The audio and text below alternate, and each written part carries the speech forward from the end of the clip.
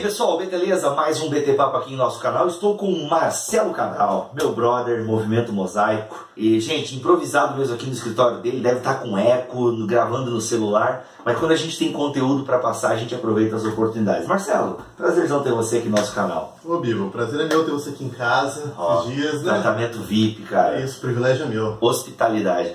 Mano, fala o seguinte aí pra nós. Você trabalha na ABC. O que você faz na ABC? Primeiro, o que é a ABC2? Vamos lá. Vamos lá. Então, a ABC2 é a Associação Brasileira de Cristãos na Ciência. Tem a ABC2, ou ABC ao quadrado, e é uma associação muito recente, né, no nosso contexto brasileiro, que procura, num primeiro nível, promover o diálogo entre os campos das diversas ciências e da fé cristã. Isso é o nosso primeiro objetivo mais amplo. Agora, uma coisa muito importante que algumas pessoas pensam, então vocês só se preocupam em fazer ponte? Tem um segundo nível importante. A gente tem uma compreensão de missão por trás disso. Né? Por quê? Porque a gente entende de que, como disse Mark Noll, não adianta os cristãos ganharem almas se eles continuarem perdendo as mentes. Uau! Uau, para, momento de reflexão, hein, Léo? Momento de reflexão. Não adianta os cristãos ou o cristianismo simplesmente ganhar almas e perder as mentes. Repete a frase em slow motion agora. Não adianta os cristãos ou o cristianismo simplesmente ganhar almas e perder as mentes. Boa. Mas qual que é o ponto? O Mark Noll analisou de que o cristianismo evangélico é muito grande em termos de número de aderentes, de instituições, de igrejas, mas ele é quase irrelevante em termos de produção científica, cultural, intelectual. Irrelevante. O que acontece quem produz cultura e ciência acaba controlando a mente do mundo. São as ideias, as cosmovisões que organizam a cultura, o jeito que as pessoas produzem as coisas, consomem as coisas. Então, qual que é a nossa ideia com a ABC2? Um dos pontos é que a gente possa, mesmo que de forma humilde e introdutória, ajudar no Brasil a gente reorganizar e pensar a construção de uma mente, uma mentalidade cristã. Os cristãos precisam novamente compreender o papel da universidade, da intelectualidade, ocupar esses espaços para, a partir da sua visão cristã de mundo, produzir ciência, conhecimento, de uma forma que glorifique a Deus e enriqueça a vida humana. Quando a gente fala em ciência, Marcelo, é muito comum, né? É uma pergunta constante. Fé e ciência. É possível conciliar fé e ciência? Por quê? Quando a gente estuda na escola,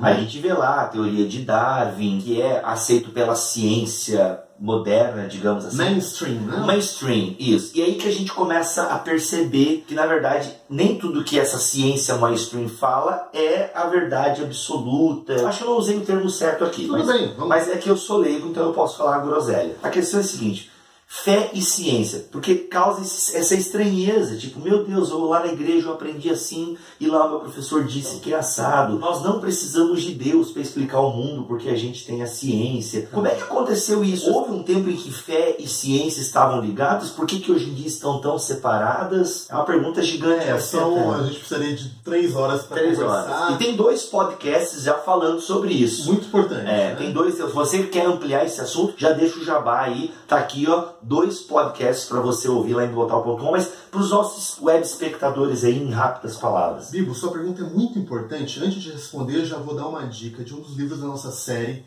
Peter Harrison, Os Territórios da Ciência e da Religião. Peter Harrison hoje provavelmente é o historiador de religião e ciência mais importante do mundo. Caramba. Esse livro é um livro que tem qualidade para ser livro base lido em qualquer universidade, em curso universitário de ciência e religião. E ele, como historiador, ele faz uma investigação histórica dos conceitos de ciência e religião, do conflito, dos pontos de contato. É um livraço, tá bom? Porque eu tô dando uma dica, porque obviamente aqui não vai dar para explicar com profundidade. Mas eu acho que 2 pontos importantes. Antes dos 2 pontos, um adendo, né? Só aqui falando como parte da ABC2, embora eu não possa dizer por tudo da ABC2, né? É muito importante lembrar que a gente, enquanto associação, nós não temos uma posição nesses assuntos polêmicos, por exemplo. Criação e evolução. Evolucionismo, design inteligente, ou questão de teísmo evolucionário, evolucionismo progressivo. Existem cristãos honestos, inteligentes, dedicados, com posições diferentes nessas áreas. E a ABC2 não toma nenhuma posição exatamente porque a gente quer ser uma espécie de guarda-chuva, de fórum, onde cristãos com essas posições diferentes possam juntos refletir, discutir de um jeito amigável, em amor, como a gente acredita que tem que ser. No nosso site a gente tem as nossas bases de fé, baseado, por exemplo, no credo nicênico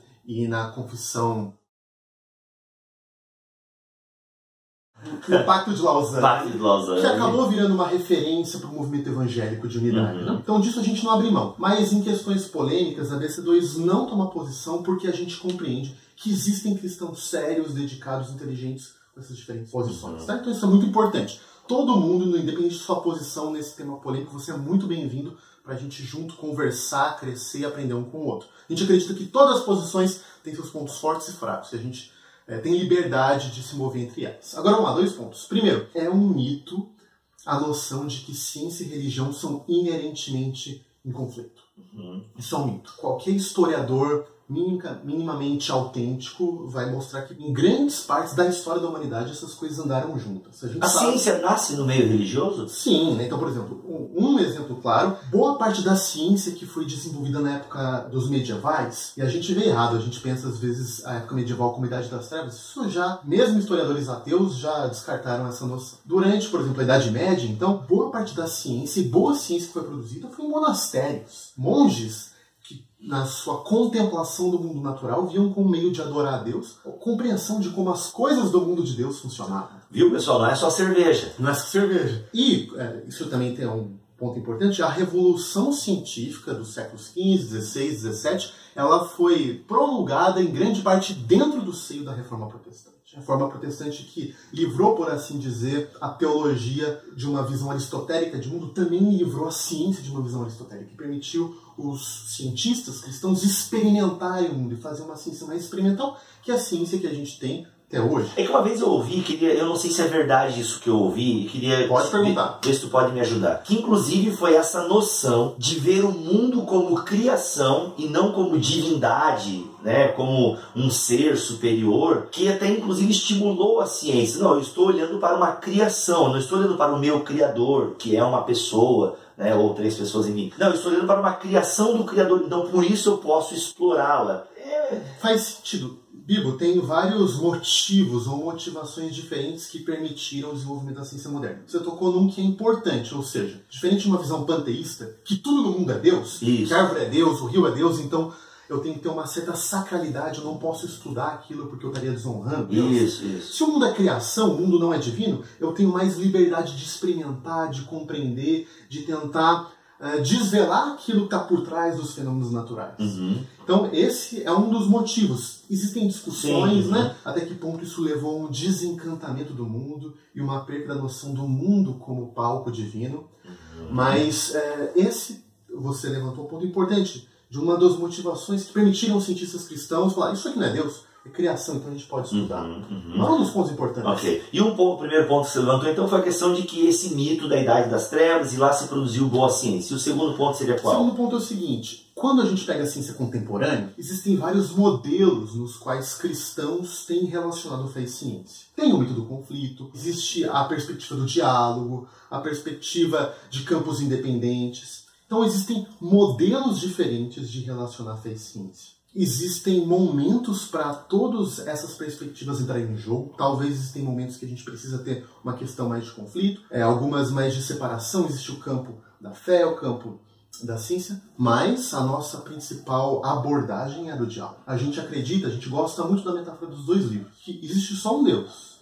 E o livro da revelação, as escrituras, e o mundo natural, o livro da natureza, foram escritos pelo mesmo Deus. Então, se eles aparentam estar em conflitos, talvez seja porque nós estejamos lendo um dos 2 errados. Porque se os 2 livros foram escritos pelo mesmo Deus, um Deus de beleza, de verdade, de graça, de amor, são livros que eles devem ser lidos juntos. E mais do que isso, com bons olhos, um livro pode ajudar a gente a compreender, pode iluminar, pode nos dar insights de como ler as coisas melhor.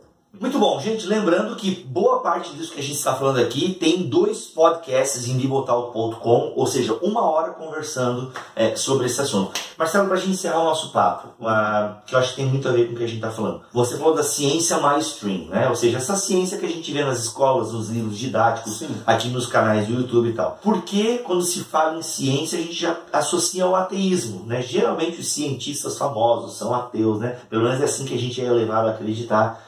Quando que a ciência, ou essa ciência mainstream, ela negou a divindade, o transcendente? A gente consegue localizar isso na história? Excelente pergunta, e vou ter que ser curto aqui, tá? Mas é uma discussão ampla que dá muito pano pra manga. Primeira coisa, a ciência nunca foi ateia enquanto ciência. Existem cientistas e alguns propagadores de ciência, às vezes não tão grandes cientistas, que são ateus. E eles acabam tentando vincular de que a ciência, ela implica numa visão ateísta, ela implica num descarte de Deus. A gente sabe nomes como Richard Dawkins, Daniel Dennett, entre outros, que são os quatro... O próprio Darwin, né, falam desse conflito que ele teve com a fé dele. Eu não sei se isso... Sim. Eu vi no filme, isso é um plano pra manga, Uau! Né? Okay. Tem um dos livros da nossa série que é Deus e Darwin, aqui, do Alistair McGrath, que discute essa as coisas questão. disso, né? Mas isso é para um outro vídeo, é uma excelente questão. Então, a ciência não implica em ateísmo. Alguns cientistas abraçando uma noção daquilo que a gente chama de inflação metafísica. Nossa. Tá? Vou explicar. Não é complicado, gente. É o seguinte. A ciência, ela descreve fenômenos naturais. Ela procura descrever como o mundo natural funciona. Uma parte do conhecimento, que é a ciência que descreve o mundo natural, ela não vai poder nem dizer que Deus existe, nem que Deus não existe, porque Deus, embora criador da natureza, está para além da natureza. Não está no escopo da ciência provar ou desprovar que Deus existe. O que é inflação metafísica? Exatamente isso. Quando esses autores, de maneira até desonesta, pegam a ciência, que diz sobre coisas naturais, e inflam ela. Começam a falar sobre metafísica, como se uma coisa implicasse outra. Mas não implica. Isso seria a filosofia naturalista que... Perfeito. Um exemplo disso é a filosofia naturalista, que diz, bom, já que através da ciência natural a gente tem explicado muita coisa, Deus não existe. Mas isso não faz absolutamente nenhum sentido. Do mesmo jeito que alguém pode olhar para o mundo natural e falar, agora nós explicamos, através de alguns mecanismos, como as flores crescem, a gente pode falar, claro, Deus criou assim, por isso que elas crescem. Então, o que é importante? A ciência, ela não prova nem desprova que Deus existe. Agora, muito interessante, existem vários elementos na natureza que, quando estudados, eles ressoam, eles dão, por assim dizer, plausibilidade para a crença em Deus. Um exemplo muito curto, a própria noção do Big Bang. Quando o Big Bang foi descoberto no século XX... Ele é aceito ainda? Eu ouvi dizer que nem era, mas... Assim. Não, ele é, assim, quase a totalidade da comunidade científica aceita o Big Bang. Existem muitos elementos dentro da ciência que corroboram a teoria, e cada vez mais corroborado. Por sinal, quem primeiro propôs a teoria foi um padre cientista. E a grande parte da comunidade científica, que até então acreditava que o universo era eterno, foi contra ele. E qual foi um dos argumentos? Não, porque se isso existe mesmo, parece muito criação bíblica. Então a gente tem que rejeitar isso, porque se isso for verdade, parece muito. Isso é só um exemplo de como vários elementos do estudo científico contemporâneo, eles não provam que Deus existe, gente. Isso é muito importante. Não dá para usar a ciência nem para provar nem desprovar Deus. Não é o papel dela, né? Não é o papel dela.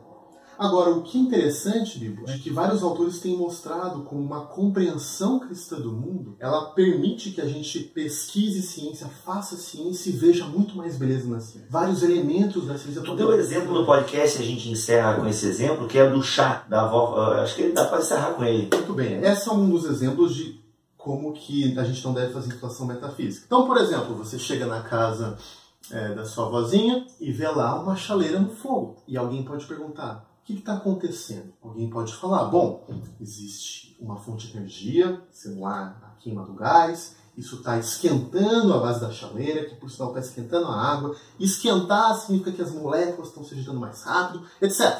E pode falar, é isso que está acontecendo. Mas a sua avózinha pode falar, filho, está acontecendo o seguinte, que a vovó está preparando um chazinho para você. Então, Nossa. O que a gente pode falar? De que a ciência ela pode até descrever como as coisas em termos naturais acontecem, mas ela não dá o propósito, telos, a finalidade. Telos. E isso, a visão cristã, nos dá com muita beleza e propriedade. Vocês entenderam? É lindo isso, né? Eu acho lindo, cara. A ciência vai explicar a chaleira esquentando, as moléculas fervendo a água, o barulhinho, mas não vai dizer o porquê aquilo está acontecendo. Do mesmo jeito, a ciência pode descrever como o nosso corpo funciona, pode explicar inclusive nossas reações neuroquímicas do nosso cérebro, mas ela nunca vai dizer para que você serve, para que você existe, para que eu e você estamos aqui. Isso ela não vai dizer. Muito bom. Gente, é isso. Se você quer saber um pouco mais sobre a ABC2, tem 2 podcasts lá em bibotal.com. Tem também o site da ABC2. Com muito conteúdo bom, gente. Olha aí. Aproveitem. Então, e tem essa coleção de livros aqui lançados em parceria com a Ultimato. Tem vários aqui, inclusive O Mundo Perdido de Adão e Eva, que vai virar podcast em breve. Tá, aliás, muita coisa aqui, não posso falar, mas muita coisa que vai virar podcast. Então, gente, é isso. O site está tudo aqui na descrição desse vídeo. Marcelinho, obrigado. Prazer. Tamo junto. Tamo junto.